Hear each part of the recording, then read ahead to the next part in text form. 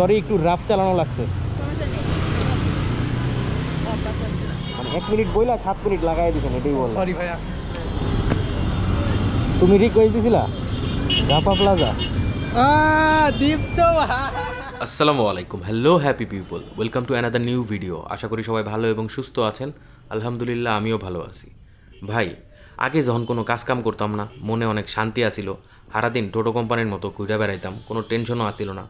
তখন না রাইতে হুইলে পরে ঘুম আসতো না। সারা রাত এপাশ ওপাশ করতে করতে 4টা-5টা বাজে যেত। কিন্তু অহন না জীবনটা যান্ত্রিক হয়ে গেছে। খাটে হইয়া চোখ বন্ধ করণের সেকেন্ডের ভিত্তে ঘুমায় পড়ে, আবার সকালবেলা অ্যালার্ম ছাড়াই 7:30টার মধ্যে ঘুমটা ভাঙা যায়। পুরা রোবট হয়ে গেছি। সুইচ অন করলে চালু, অফ করলে বন্ধ। বাকি জীবনটাও মনে হয় এমনিই কাইটা যাব। আচ্ছা কাটুক গা, চলেন তাহলে ভিডিওটা আগে শুরু করে লই। আজ জানুয়ারি মাসের 30 তারিখ, রোজ বৃহস্পতিবার, সময় এখন সকাল 9:30। আমার ভিডিওটা শুরু হচ্ছে মুরগিটোলা থেকে। জি আসসালামু আলাইকুম ভাই। এই ট্রিপ মারতে যেয়ে আমার 1 ঘন্টার উপরে লেগে গেছে। প্রথমে আমরা তো নারিন্দা দিয়ে ঢুকছি। পুরান ঢাকার নারিন্দার রাস্তা যে কীরকম ভাঙাচুরা এটা আপনারা জানেন। আবার এরপরে গুদারাঘাট রোড, ও ভাই ওইটা তো ভাই আর এক মাস্টারপিস। আচ্ছা যাই হোক, যাত্রীরা যখন আমি পিক করছি তখন আমার মিটার রিডিং ছিল 37.3 কিলোমিটার এবং নামানোর পর আসছে 53.7। তাহলে 3, 3, 6 আর 10, 16 কিলোমিটার ওপরে রান করছি যাত্রীকে নিয়ে। কিন্তু ট্রিপ এন্ড করার পর পাঠাওতে শো করছে মাত্র 12.8 কিলোমিটার। ভাই আমি সাথে সাথে রিপোর্ট করছি, 1 ঘন্টা কষ্ট করে নিয়ে গেছি জ্যাম জুম ঠেলা, তার মধ্যে যদি এরকম 4 কিলোমিটারের ভাড়াই না পাই তাহলে কেমনে হইল কোন? যাত্রীর ভাড়া আসছিল 234 টাকা, ডিসকাউন্ট ছিল 72 টাকা এবং পাঠাও কমিশন যায় 35 টাকা। ওকে, থ্যাংক ইউ। ভাই বর্তমানে কিন্তু রাইড শেয়ারের চ্যানেল অনেক বাইরে গেছে এবং আমিও মাঝে মাঝে ভিডিও দেখি ওইসব চ্যানেলের। সেখানে দেখা যায় যে মানুষজন নতুন বাজার আইসা দাঁড়ায় এবং সাথে সাথে মিনিট 5-এর ভিতরেই ট্রিপ পাওয়া যায়। আমি গুলশান 2-তে যাত্রীরা নামাইছি, ওইখান থেকে নতুন বাজার আইসা 15 মিনিটের মতো দাঁড়ায় রইছি। ট্রিপ পাওয়া তো দূরের কথা, কেউ আমার দিকে একবার চাইয়াও দেখে না। আমি বুঝি না ভাই তারা কেমনে খেপটা ধরে, যে আহে হেরেই জিগায় যে ভাই আহেন আহেন লয়ে যাবো আপনার শ্বশুর বাড়ি, না কি সিস্টেমটা কেমনে? আপনি পিনা? হ্যাঁ হ্যাঁ হ্যাঁ, বনশ্রী। জি। ওকে,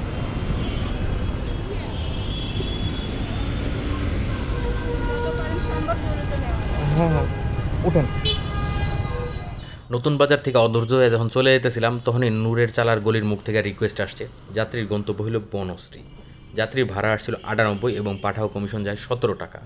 রিকোয়েস্ট পাওয়ার পর যাত্রীকে যখন ফোন দিছি সে আমাকে বলতেছে ভাই দ্রুত আসেন, এবং যাওয়ার পর যখন তার হেলমেটটা দিছি তখনও সে বলতেছে আমাকে দ্রুত নিয়ে যাবেন।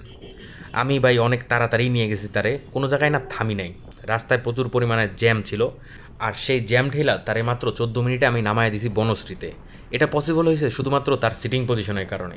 এমনভাবে বসছে ভাই আমি ফিলই পাই নাই যে পিছে কেউ বইয়া রয়েছে। এক হাত দিয়ে ধরছে ব্যাগ ক্যারিয়ার, আর এক হাত দিয়ে ধরছে আমার ঘাড়ে, আর তার যে ব্যাগটা ছিল ওটা ছিল তার সামনে। সরি একটু রাফ চালানো লাগছে। সমস্যা নেই। অভ্যাস আছে। আচ্ছা আপু, আপনার ভাড়া হলো 101 টাকা এক্স্যাক্টলি। 100 টাকা দিলেই হবে। Okay okay, thank you. Thank you. Thank you, welcome. হ্যাঁ ভাই আসসালামু আলাইকুম। একটু লেট হয়ে গেছেন ভাইয়া। 1 মিনিট বইলা 7 মিনিট লেগে গেছে। বুঝি না। মানে 1 মিনিট বইলা 7 মিনিট লাগাই দিছেন, এটাই বল। সরি ভাইয়া, আসলে উঠেন। লেট হয়ে গেছে। আপনার টেক্সটা একটু বাড়ায় যে আপনি একটু মহানগর হয়ে যাইতে পারবেন, আমার 5 মিনিটের কাজ আছে। চলেন চলেন। মহানগর কোন দিকে? ওই যে আচ্ছা চলেন। ওকে, হেলমেট দিয়ে দেবেন।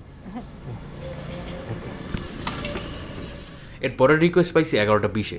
যাত্রীকে পিক করছি বনশ্রী ব্লক ডি থেকে এবং গন্তব্য হইল গুলশান 2 পিঙ্ক সিটি। যাত্রীর লোকেশনে যাওয়ার পর ফোন দিছি, সে বলল 1 মিনিটে আসতেছি, কিন্তু আসছে 7 মিনিট পরে। তারপর যখন হাতির দিল দিয়ে যাইতেছিলাম সে বলল মহানগর হাউজিংয়ে তার কাজ আছে, একটু 5 মিনিটের জন্য থামাইতে। ওইখানে থামাইলাম। সে 5 মিনিটের কথা বলে আসছে ঠিক 12 মিনিট পরে। ভাই আমি কাটায় কাটায় গুনছি, কারণ অপেক্ষা করতে কারোই ভাল লাগে না।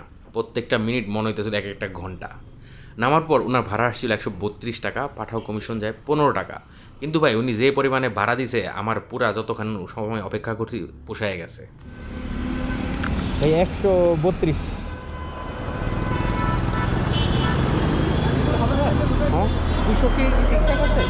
না না, আপনি কত দিবেন আমাকে? আমি 200 টাকা দিতে যাচ্ছি। আচ্ছা আচ্ছা, ওকে okay, thank you. Thank you ভাই। আসসালামু আলাইকুম। ওয়ালাইকুম আসসালাম। ঘড়িতে বাজে ঠিক 12টা। তেজগাঁ পেট্রোল পাম্প থেকে মোটরসাইকেলের 2 লিটার খাওয়াইলাম, তারপরে নিজেও চাটা খাইলাম তেজগাঁ থেকে। যখন চা খাচ্ছিলাম তখন ইনড্রাইভে একটা রিকোয়েস্ট দেখলাম, আহসানুল্লাহ ইউনিভার্সিটির সামনে থেকে রিকোয়েস্টটা আসছে। যাত্রীর গন্তব্য হলো রাপা প্লাজা। সে ভাড়া অফার করছে 84, আমি তারে 95 টাকা বিট করলাম, সে রাজি হইল। আমি হইনে বয়ে বয়ে প্ল্যান বানাইলাম, রাপা প্লাজা তো ভাই ধানমন্ডি 27-এ, ওইখান থেকে আমি যাত্রী নামায় চলে যাবো মোহাম্মদপুরে। আর মোহাম্মদপুর গেলে তো ভাই রিকোয়েস্ট একটা না একটা পামই, রেসিডেন্সিয়াল এলাকা।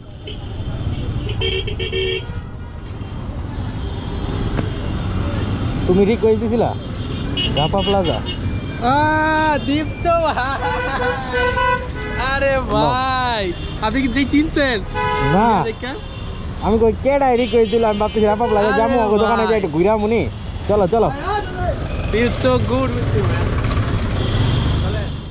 3-4 দিন আগে একটা নিউজ আমি অনেকবার দেখছি, বিজয় সরণির ট্রাফিক সিগন্যালের যে সিস্টেমটা আছে ওইটাই নাকি তারা চেঞ্জ করে দিছে। কি বিকল্প ব্যবস্থা করছে, একটা নাকি লেন বন্ধ করে দিছে। আমি তো এই কয়দিন ভাই যাই নাই, জানিও না কি হয়েছে না হয়েছে। তবে আজকে যখন এই যে ফ্লাইওভার উঠলাম, দেখলাম যে ভাই জ্যাম অনেক বেশি। আবার 4 রাস্তার মোড় যখন পার হইতেছি তখন দেখলাম একটা ফিতাও নিচের মতো পড়ে রয়েছে, মানে দড়ি দিয়া মনে হয় আটকায় দিতেছে। আপনারও কি মনে হয় তারা যে সিস্টেমটা করছে এতে কি ভালো হয়েছে নাকি আরও ট্রাফিক জ্যাম বাইরে গেছে? একটু কমেন্টে অবশ্যই আমার জানাবেন। আমি ওই যে ওইখানে আরেকটা দোকান ওইখানে যাবো, একটু কাজ আছে। বললাম আপনার ওই বিকাশে দেই। হ্যাঁ 95।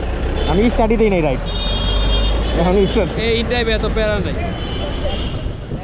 দাদা, আপনি চাইলে কিন্তু আবার আমার নিয়ে আসতে পারেন। হ্যাঁ চলেন। আমি শুধু একটা কাগজ লঞ্চে আসবে, ওইটা নিয়ে আবার চলে আসবে এখানে। আচ্ছা, লঞ্চ কি চলে আসছে? লঞ্চে 1:30টায় আসবে। 1:30 আসবে, এখন বাজে কটা? 1টা বাজে। চলেন, আধা ঘন্টা তো লাগবে। হ্যাঁ, আবার লেট করবে নাকি? না চলেন। এরপরের রিকোয়েস্ট পাইছি 1টা বাজে। যাত্রীকে পিক করছি স্কোয়ার হাসপাতালের সামনে থেকে এবং গন্তব্য হলো লালকুটি লঞ্চ টার্মিনাল। যাত্রীর ভাড়া আসছিল 171, ডিসকাউন্ট ছিল 30 টাকা এবং পাঠাও কমিশন যায় 21 টাকা। যাত্রী আমাকে বলতেছে যে ভাই তারে আবার নিয়ে আসতে। একটা সময় ছিল যখন পাঠাওর যাত্রীরা যদি বলতো যে ভাই আমি আবার যাব, তখন না ভাই ভালোই লাগতো, কারণ যে ভাড়াটা শুরুতে দেখাইতো ওই ভাড়াটাই সে আমারে দিবে, আবার কমিশনও কাটবে না। কিন্তু ভাই এখন কি হয়, ভাড়া প্রত্যেকটার সাথে থাকে 30, 40, 50 টাকার ডিসকাউন্ট, আর নামার পরে যাত্রী যে ডিসকাউন্টের ভাড়াটা আসে ওইটাই তো সে আবার দিতে চাবে, তাই না? তখন তো আবার খেঁচামেচি করে তার সাথে আবার বলতে হবে, বুঝাইতে হবে, নানান কাহিনী। এই জন্য ভাই আমি মনে মনে ভাবছি যদি হ্যাঁ ডিসকাউন্ট থাকে আর লই আর আহুম না। এদিক দিয়ে যাইতেও আমার অনেক বেশি সময় লেগে গেছে। কেটাই জানি কইতেছিল আজকে নাকি মহাখালীতে কি এর অবরোধ করতেছে, আবার বিএনপির কিসের জানি একটা সমাবেশও আছে গুলিস্তানের ওইদিকে, প্রচুর জ্যাম লাগা রয়েছে।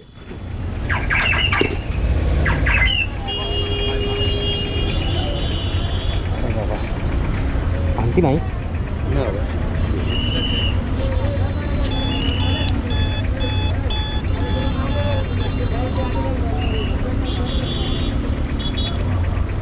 দুশো 250 আর পাবেন হলো আপনার বিকাশ আছে? বিকাশ দিব? বিকাশ আছে? 200, 250 আমি দেখেন উনি আসে বলে তাহলে এক লগে পেমেন্ট করি, সমস্যা কি? যাওয়ার সময় ভাই আমি যাব না, যাবেন না? রিকোয়েস্ট ঠিক আছে ভাই আসসালামু আলাইকুম, কোন পর্যন্ত ভাই? 100, 200, ভাই কোনটাতে ঢোকেন আপনি? লালকুঠি? 10, 20, 30, 40, 50, 60, 70। দেখেন তো এখানে কত আছে, এটা গুনেন। আমি তেল ভরে ফেলাচ্ছি ভাই, আমার কাছে ভাঙতি ছিল। 100 আছে? না 8, 9। 9 এখানে ধরেন।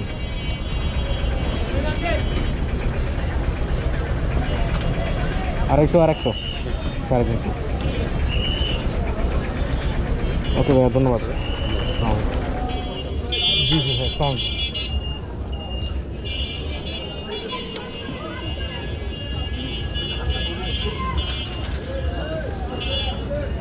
জানি কজ অফ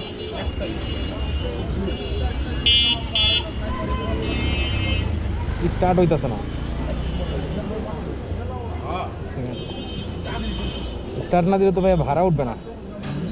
স্টার্ট হইতেছে না, হ্যাঁ স্টার্ট হইতেছে না, মানে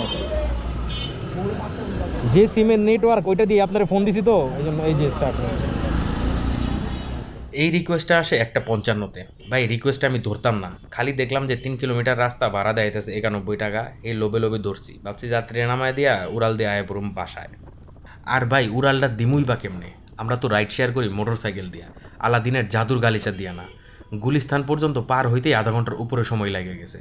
ওই বিএনপির সমাবেশ, কি যে পরিমাণে জ্যাম, অসহ্য যন্ত্রণা। শেষমেশ যাত্রীরা বলতে আমি বাধ্য হয়েছি যে এই ট্রিপটা ধরাই আমার ভুল হয়েছে। তাছাড়াও ভাই অনেক আগে আমি ভিডিওতে বলছিলাম যে সদরঘাট থেকে আরম্ভ করে গুলিস্তান পর্যন্ত 2.5 কিলোমিটার রাস্তার ভাড়া প্রতি কিলোমিটার হওয়া উচিত 40 টাকা করে।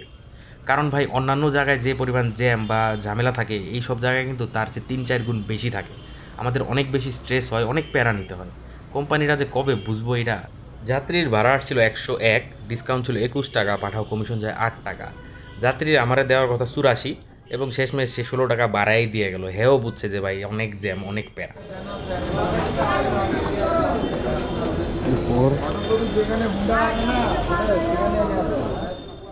ওকে, থ্যাংক ইউ ভাইয়া। ভীম লিকুইড আছে না, দেন তো একটা 1 লিটার। এর চেয়ে বড় হয়, আর বড় তো হয় না, না এটাই হাইয়েস্ট। গতকালকে মা বলছিল একটা ভিম লিকুইড কিনতে, ঠাটারি বাজার থেকে কিনলাম 220 টাকা। আর ভাই এটির এত দাম কেমনে আমি বুঝি না। আর বর্তমানে ভাই বাংলাদেশে একটা জিনিস খেয়াল করছি, আমরা যে খাউন্ডি খাই ওটার ভিত্তিতে ফরমালিন, কেমিক্যাল, পচা বাসি এক্সপায়ার্ড মাল দেওয়া থাকে। আর এই যে ভিম লিকুইড, এটার ভিত্তিতে দেওয়া লেবুর নির্যাস, তারপর বডি ওয়াশ, এটার ভিত্তিতে কমলা লেবুর পাওয়ার, আবার দেখেন এই যে হ্যান্ড ওয়াশ, এটার ভিত্তিতে আছে ভিটামিন। চিন্তা করেন ভাই আমাদের দেশটা কোন দিকে যাইতেছে। আচ্ছা চলেন আজাইরা পেঁচাল বাদ দিয়ে আমরা রাইড শেয়ারে ফেরত আসি। আজকে আমি পাঠাওতে দিছি 5টা ট্রিপ, ইনকাম হয়েছে 650, আর ইন ড্রাইভে একটা 100 টাকা, টিপস পাইছিলাম 80, টোটাল যোগ করলে দাঁড়ায় 830 টাকা। আর তেল ভরছিলাম 250 টাকা। সকালে বেরোইছি 9:30টায়, বাসায় ফিরতেছি 3টার কিছু পরে। এখন থেকে ভাই লাঞ্চের আগেই আমার বাসায় ফিরতে হবে। আর কিছুদিন পর তো সময় মনে হয় আরও কমে যাব। তারপরেও আমি চেষ্টা করুম ভাই নিয়মিত ভিডিও দেওয়ার। আর অনেকেই একটা কথা জিজ্ঞেস করতেছেন, আমি যে দোকানটা দিতেছি এটা কিসের দোকান। ভাই দোকানটা হইলো একটা ফার্মেসি, সাথে ওই যে ভিটামিন আলা হ্যান্ড ওয়াশ, তারপর বডি ওয়াশ এটিও থাকবো, মানে স্কিন কেয়ারের প্রোডাক্ট। তাইলে প্রিয় ভাই ব্রাদার ও আপুরা, আমি আজকে এখানেই বিদায় নিব। সবাই ভালো থাকবেন, সুস্থ থাকবেন। আর ভিডিওটা যদি ভাল লাগে, আর নাও ভাল লাগলেও প্লিজ একটু লাইক দিয়ে দিন। হ্যাঁ, আপনারা লাইক দিলে আমার খুব ভাল লাগে। তাহলে সবাইকে অসংখ্য অসংখ্য ধন্যবাদ এবং শুভরাত্রি।